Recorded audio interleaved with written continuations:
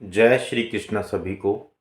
मैं Balbir Agarwal Taurus education institute में आपका हार्दिक स्वागत करता हूं, अभिनंदन करता हूं। आज की इस वीडियो में हम सीखेंगे एक्रिवल कॉन्सेप्ट के बारे में, यानी कि अर्जन की अवधारणा। ये क्या होता है? तो पहले तो मैं आपको बता दूं कि अर्जन की अवधारणा या एक्रिवल कॉन्सेप्ट एक बहुत ही इम्पोर्टेंट कॉन्सेप्ट है जो अक्सर एग्जाम में पूछा जाता है।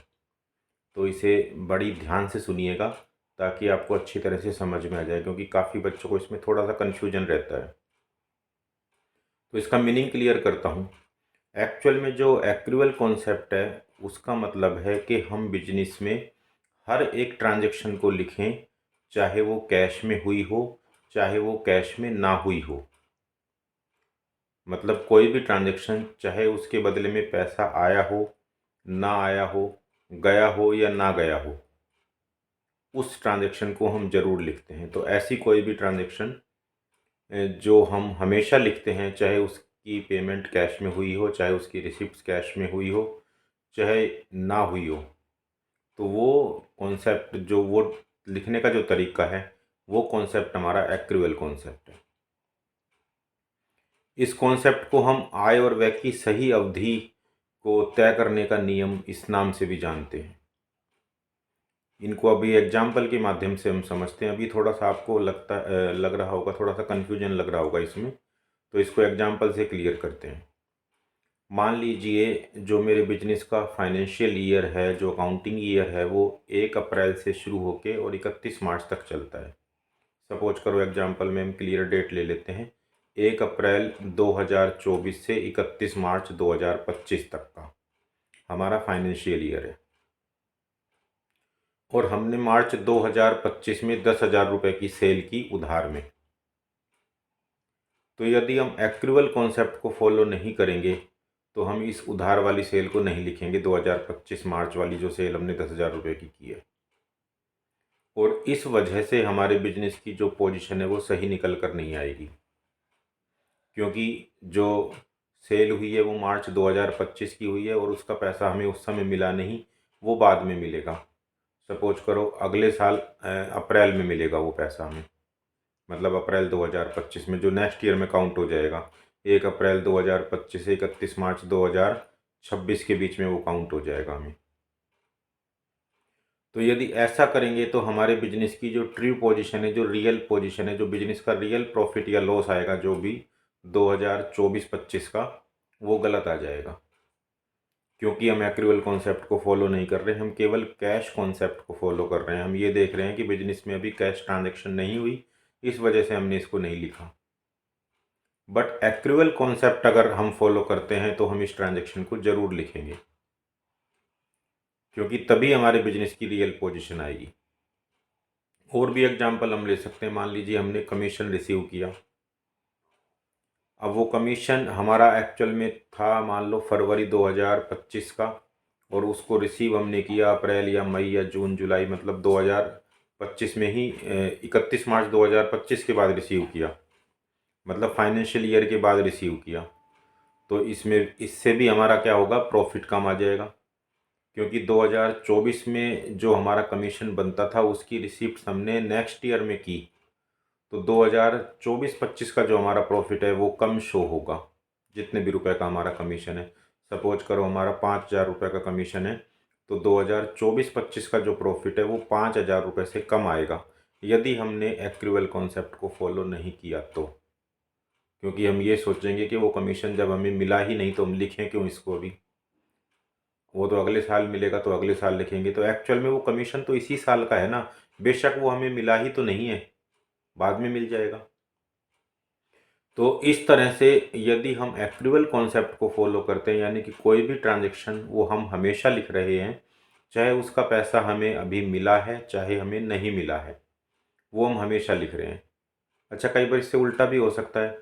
मान लीजिए कमीशन हमारे इस वाले साल का ना हो, एक्चुअल में वो हो अगले साल का, और उसका पैसा हमें आज ही एडवांस मिल जाए, तो हम पैसा मिलने के बेस पे तो उसको आज ही लिख देंगे, जबकि एक्चुअल में वो आज की इनकम ही नहीं है, वो तो फ्यूचर की इनकम है, वो नेक्स्ट ईयर में काउंट होनी चाहिए। इसी तरह कोई पेमेंट की जो बातें होती हैं, जैसे मान लीजिए रेंट हमने पे किया, वो एडवांस में सपोज करो पे कर दिया, अगले साल का रेंट था वो हमने इसी साल में 2024-25 में ही पे कर दिया, तो इस वजह से भी हमारे प्रॉफिट ठीक नहीं शो होंगे। या सैलरी जो थी वो भी हमारे पिछले महीनों की सैलरी थी और हमने अभी तक वो पे नहीं की, हम अगले साल में उसको पे कर रहे हैं, तो इससे भी हमारे प्रॉफिट ठीक नहीं आएंगे अगर हम कैश कॉन्सेप्ट को फॉलो करते हैं तो। बट यदि हम एक्रूअल कॉन्सेप्ट को फॉलो करते हैं तो हमारे प्रॉफिट हमेशा ठीक आएंगे, चाहे हमें उसका पैसा चाहे हमें उसका पैसा बाद में मिल रहा है, चाहे हमें उसका पैसा एडवांस में मिल गया है, या हमने एडवांस में पेमेंट कर दिया है या फिर हमें एडवांस में रिसीव हो गया है, किसी भी तरह से कोई भी ट्रांजैक्शन हो उसमें हमें कोई दिक्कत नहीं आएगी अगर हम एक्रूअल कॉन्सेप्ट को फॉलो कर रहे हैं। यानी कि एक्चुअल जब वो ट्रांजैक्शन हुई है, एक्चुअल में वो जिस समय की इनकम है, एक्चुअल में वो जिस समय का एक्सपेंसेस है, हमने उसको उसी समय लिखा है, भले ही वो हमें उस समय प्राप्त नहीं हुई हो, उससे पहले या उसके बाद प्राप्त हो गई हो, भले ही हमने उसकी पेमेंट पहले कर दी हो या फिर समय के बाद की हो, कुछ भी कंडीशन हो, बट हमारा प्रॉफिट हमेशा ठीक आएगा यदि हमने एक्रूअल कॉन्सेप्ट को फॉलो किया है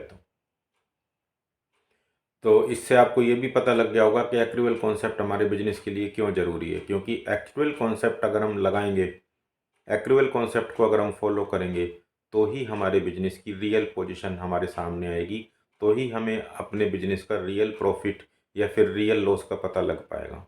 यदि हम एक्रूअल कॉन्सेप्ट को फॉलो नहीं करते, केवल कैश कॉन्सेप्ट को फॉलो करते हैं, तो फिर हमारे बिजनेस का रियल प्रॉफिट, हमारे बिजनेस का रियल लॉस या फिर हमारे बिजनेस की कह सकते हैं कि रियल पोजीशन का हमें पता नहीं लग पाएगा। हाँ, जो छोटे व्यापारी होते हैं उनको इतनी अकाउंट्स की नॉलेज नहीं होती, तरीका नहीं पता होता, करने का मेथड नहीं आता, इस वजह से वो कैश कॉन्सेप्ट को फॉलो कर लेते हैं। वो केवल उन ट्रांजैक्शन को तब लिखते हैं जब एक्चुअल में वो कैश में होती हैं, उधारी वाली ट्रांजैक्शन को वो नहीं लिखते, या लिखते हैं तो अपने अलग ढंग से लिखते हैं, सिंगल एंट्री सिस्टम के हिसाब से लिखते हैं। वो ड्यूल एक्सेप्ट कॉन्सेप्ट को फॉलो नहीं करते, डबल एंट्री सिस्टम को फॉलो नहीं करते। डबल एंट्री सिस्टम में हम एक अकाउंट हमेशा डेबिट करते हैं और दूसरा अकाउंट हमेशा क्रेडिट भी होता है। तो मुझे आशा है कि आपको जो मैंने ये एक्रूअल कॉन्सेप्ट बताया है वो अच्छी तरह से समझ में आ गया होगा। फिर भी आपको अगर किसी तरह का कोई डाउट रहता है तो आप वो डाउट मुझसे कमेंट सेक्शन में पूछ सकते हैं, और यदि आप कॉल करके पूछना चाहें तो आप अपना डाउट मुझसे कॉल करके भी पूछ सकते हैं। मेरा नंबर है 9416949631। आप इस नंबर पर कॉल करके भी अपना डाउट मुझसे पूछ सकते हैं। और इसके संबंध में मैं अभी आपको कुछ ऑब्जेक्टिव टाइप क्वेश्चन भी दे रहा हूँ एक्रूअल कॉन्सेप्ट पर ही, ताकि मुझे ये पता लग सके कि आपने इस वीडियो से कितना सीखा और आपको भी ये पता लग सके कि आपने उस वीडियो से कितना सीखा। आप इन सभी क्वेश्चंस के जवाब मुझे कमेंट बॉक्स में लिखकर ज़रूर बताइएगा। और यदि आपको ये वीडियो अच्छी लगी है, आपको ये वीडियो पसंद आई है, तो आप जितना ज़्यादा हो सके इसे लाइक कीजिएगा, इसको शेयर कीजिएगा अपने दोस्तों में, और अगर आप चैनल पर नए हैं तो आप चैनल को सब्सक्राइब भी ज़रूर कर लीजिएगा। मिलता हूँ बहुत जल्द एक नए कॉन्सेप्ट के साथ नई वीडियो में। तब तक के लिए जय श्री कृष्णा, जय श्री कृष्णा।